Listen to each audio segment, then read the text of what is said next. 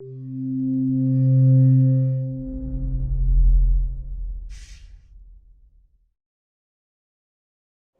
welcome everybody.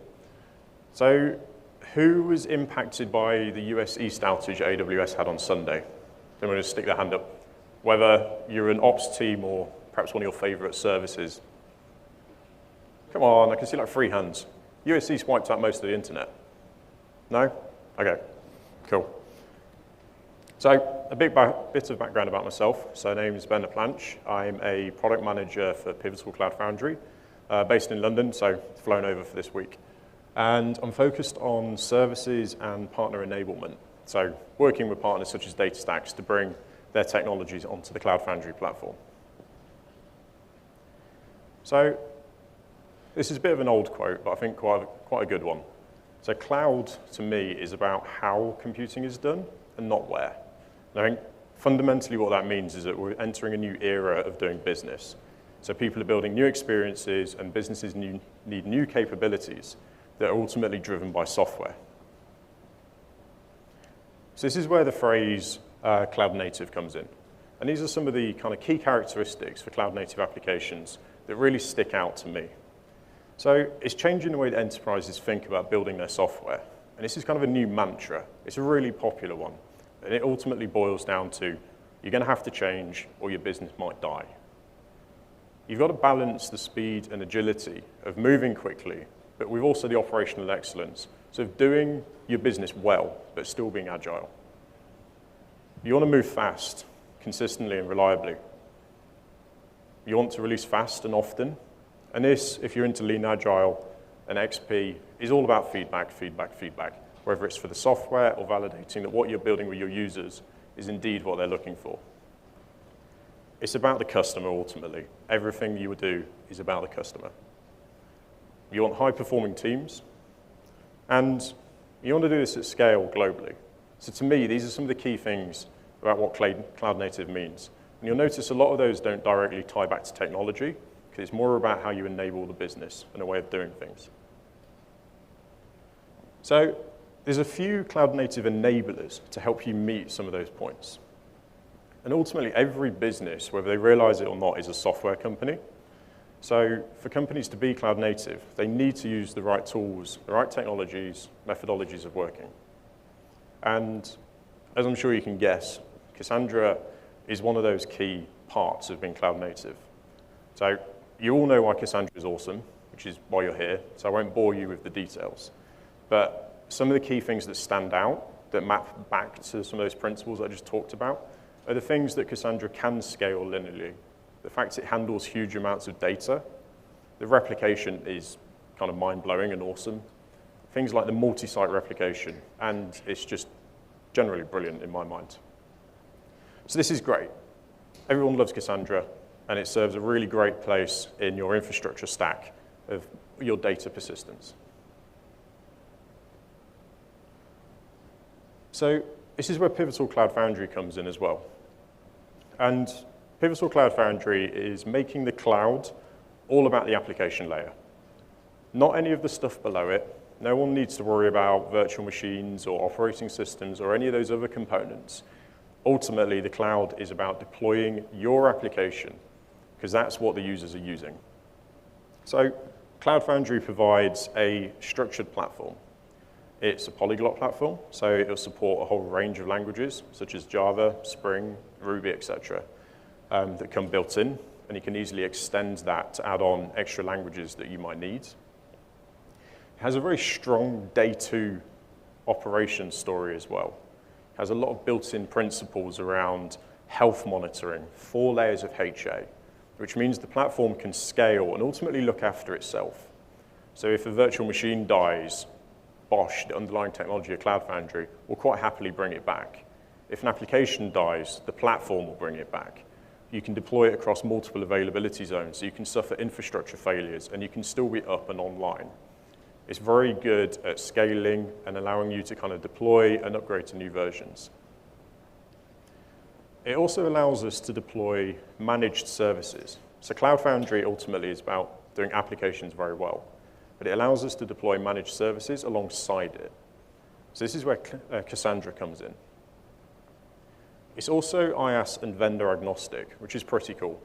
So it's a piece of software that you can deploy to an infrastructure of your choice on your private infrastructure. So whether that's your own AWS, vSphere, or OpenStack.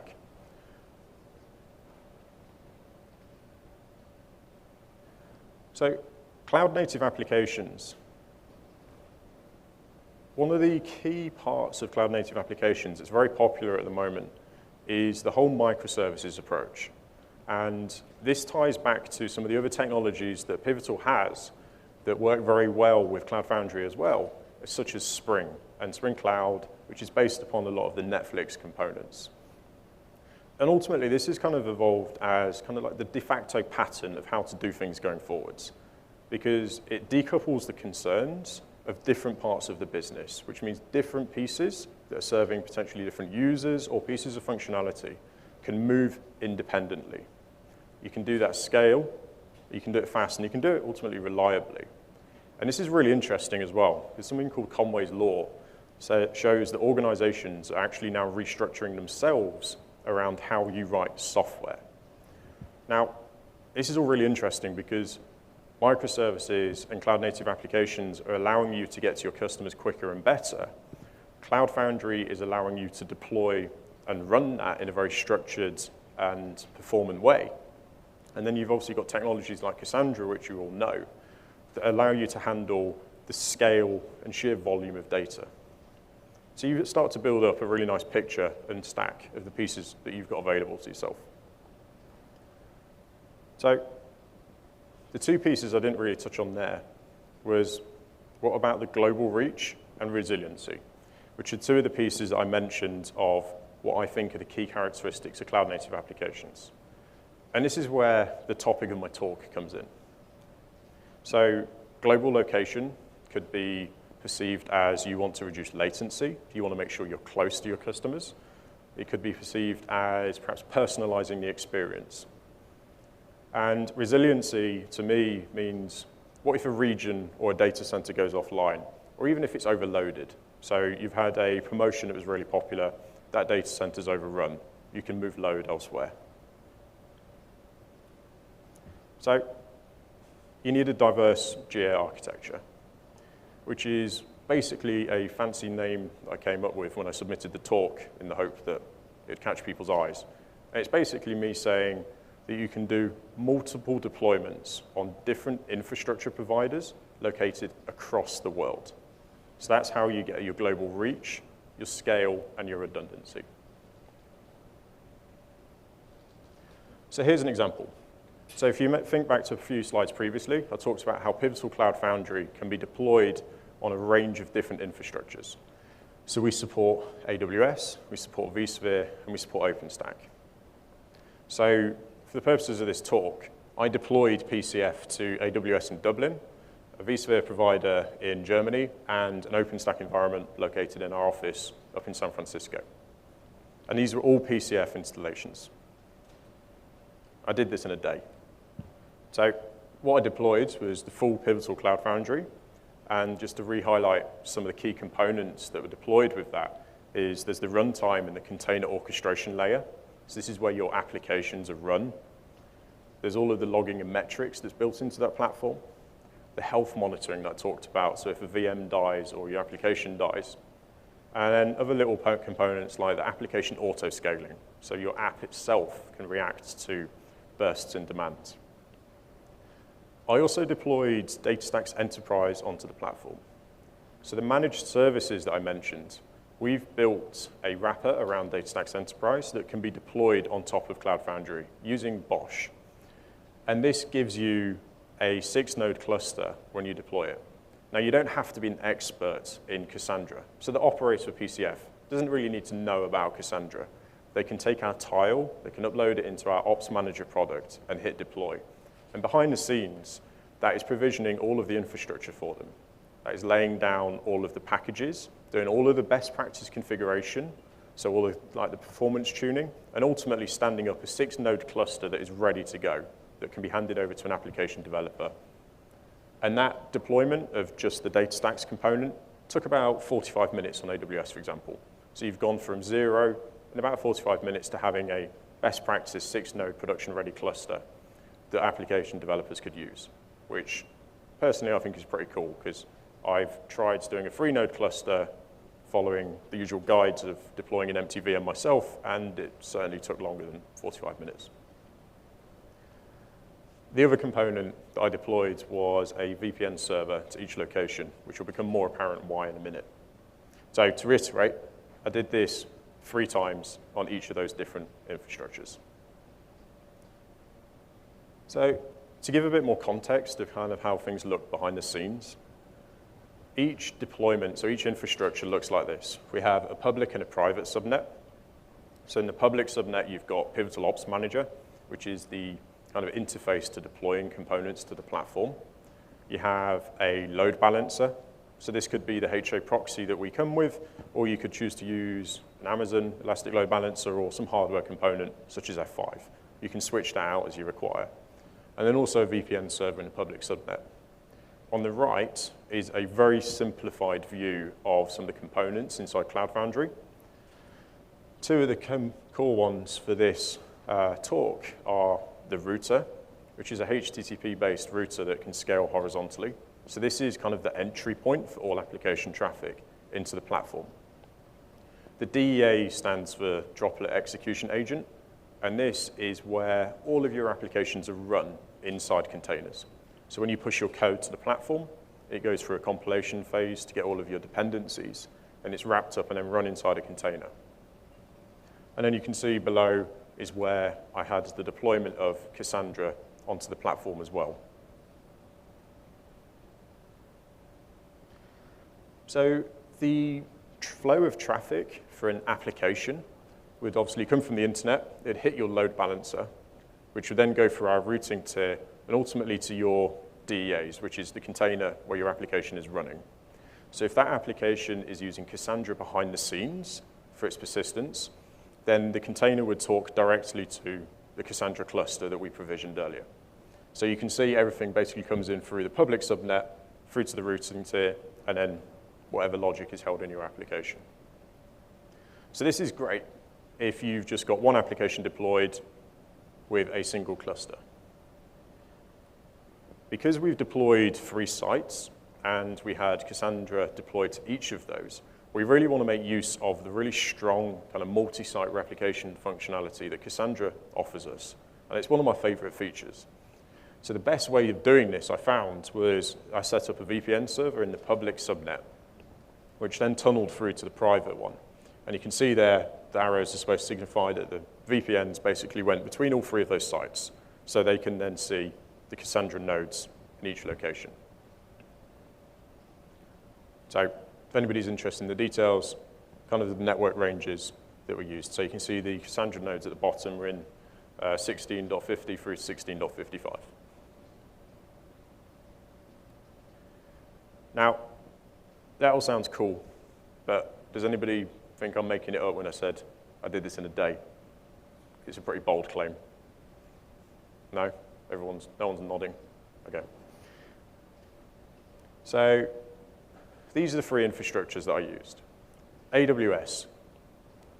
We have a lot of the configuration is now automated via CloudFormation scripts. So this makes all of the things that you'd expect, like the VPC, subnet, security groups, you name it, are very easy to set up. You run the CloudFormation scripts that you can download from our website when you buy the software and run.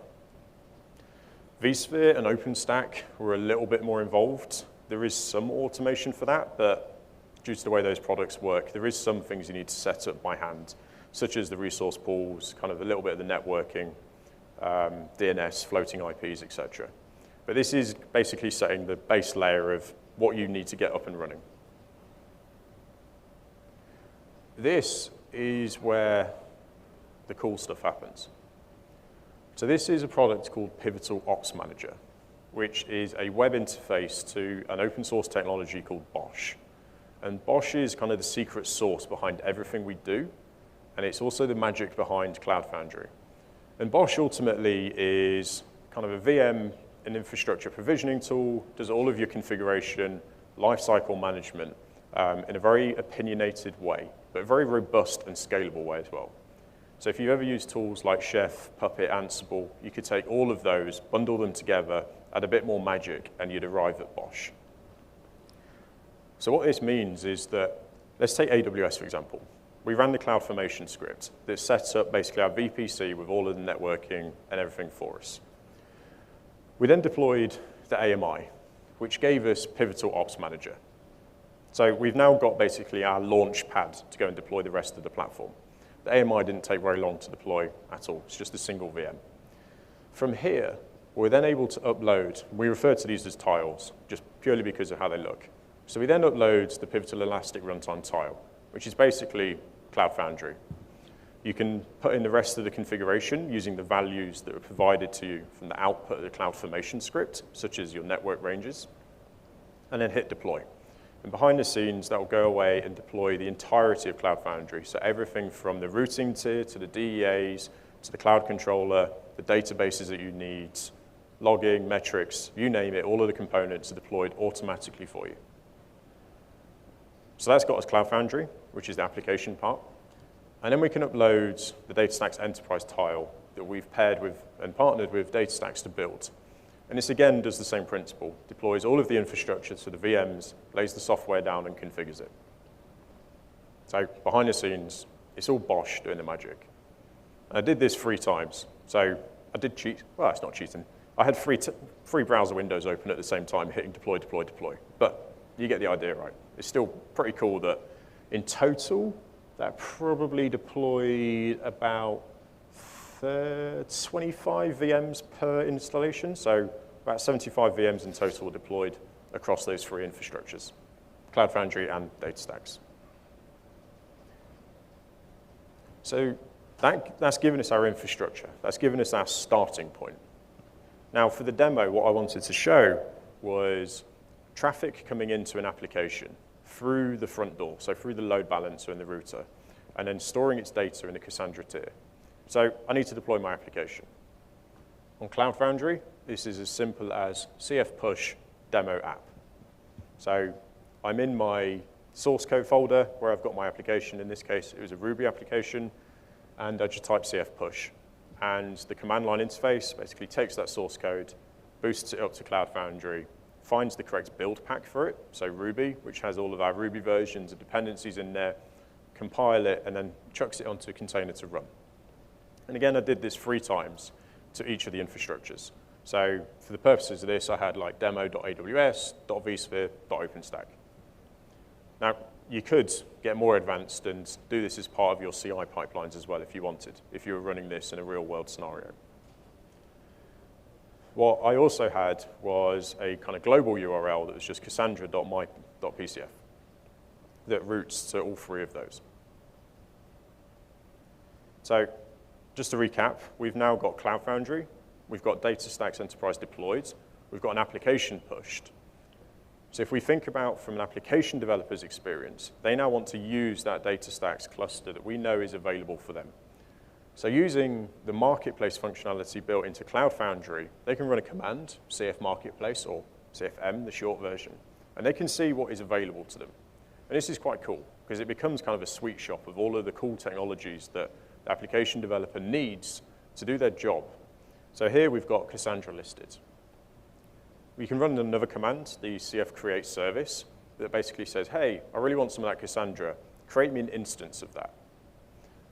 And then the second command, the bottom one, cf services, shows that that is now being created. The last step is then to actually bind the 2 together. So we've got an application that's deployed. We've created an instance of Cassandra. We now need to tell the 2 about each other. So this command, cf bind service, basically injects an environment variable into your application that says, here's the IP addresses, here's your username, here's your password, and kind of here's the default key space.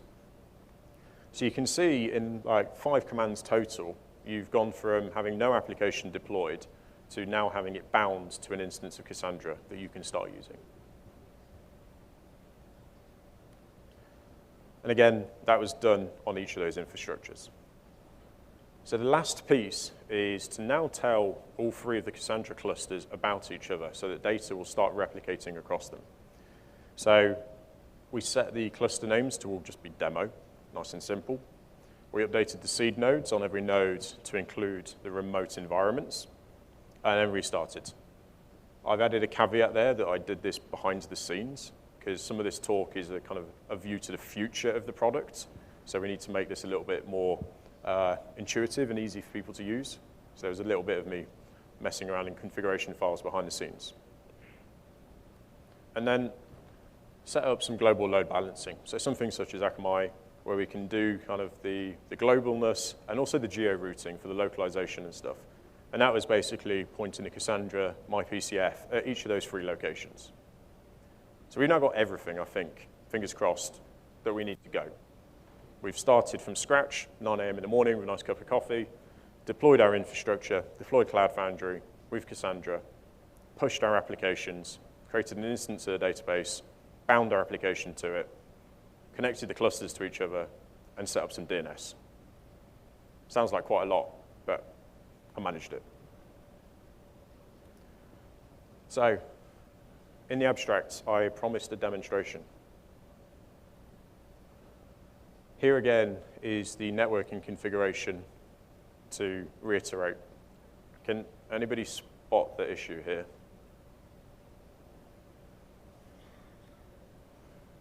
If you're going to use templates to deploy your free environments, make sure you use different IP ranges. I ended up with all of my DataStax nodes on the 3 different infrastructures using the same IPs, which for anybody who's tried doing VPN tunnels and networking knows that obviously they're not going to be able to talk to each other because they can't find each other. So I have a bit of an admission in that I don't have a screencast to show you because I didn't actually get it working in a day due to my own fault. My IP table skills aren't strong enough to do all of the crazy NAT routing to rewrite the IP addresses, unfortunately. Now, what I should point out is that in the Ops Manager product and the templates, you can actually configure your own ranges at the very beginning of that process of provisioning your infrastructure. So this is a very easy problem to avoid. So here's what I would have demonstrated. You would have seen node tool status, and the screencast would have shown you that being run on each of the different data centers, just to validate that on that output, you can see your 3 data centers, along with the nodes listed on each of them, just to prove that they're aware of everything. And also a view of the Ops Center management dashboard, which we include in the product as well. You can log into that and see the ring being set up for all of those data centers. The second part would have shown data being written to any one of those infrastructures. So we would have written it for the first part of the demo directly to an infrastructure, let's say AWS. We then would have had a second window open that would have shown the data being read back from another infrastructure, say vSphere. And that would have proven that we've written data and read it from different infrastructures, that Cassandra behind the scenes has taken care of the replication for us. And then to get really fancy, the last part was going to show the global DNS being used and some data being written and read in a loop, and then taking one of those data centers offline, again to prove that you can have that resiliency and you could suffer a failure, whether it's hardware, infrastructure, network, doesn't really matter. You've got some kind of failure that's taken one of those data centers offline. So hopefully you can picture that in your minds and think about how cool that would have been if I'd had a screencast to show you. So apologies for that. So doing this but better. So there were some manual steps that I mentioned I had to do to get a lot of this set up. One of those was where I mentioned that I had to poke around behind the scenes to connect the Cassandra clusters to each other. So I had to go and mess with the Cassandra.yaml files, which if anybody's used YAML files in Vim, it's very easy to break with spacing and stuff, and it's just kind of annoying. And then the second one, as you saw, that I very easily messed up was the VPN tunnel, which was just my own kind of mistake on setting up the network ranges correctly in the first place. So in the future of the product and the Cloud Foundry platform, we've got a couple of ways that we can solve this. One of them is that we're adding a TCP router into Cloud Foundry. So you saw in the earlier slides that we've got HTTP router at the moment, which isn't any use for us talking directly to the Cassandra cluster. So what we're able to do now, well, in the future, is the orange arrow shows that we can register Cassandra nodes directly with the TCP router, which basically removes the need for us to have a VPN tunnel, because we can send everything through the TCP router and the load balancer for the inter-data center communication. So that's pretty cool, because that will be built into the platform and can happen automatically. So you're not, again, messing around with any of this extra VPN and networking stuff. So I think that's pretty cool. The second one is a feature called arbitrary parameters that is available on the Cloud Foundry Services API when you're creating instances. So the manual steps that I mentioned, where I had to go back and rename the clusters to make sure they're all named demo, and I had to go and update the configuration files so that all the seed nodes knew about each other on all the different sites. If you remember the screenshot I had earlier, the command cf create service just had the first part, so the p-datastax single tenant demo.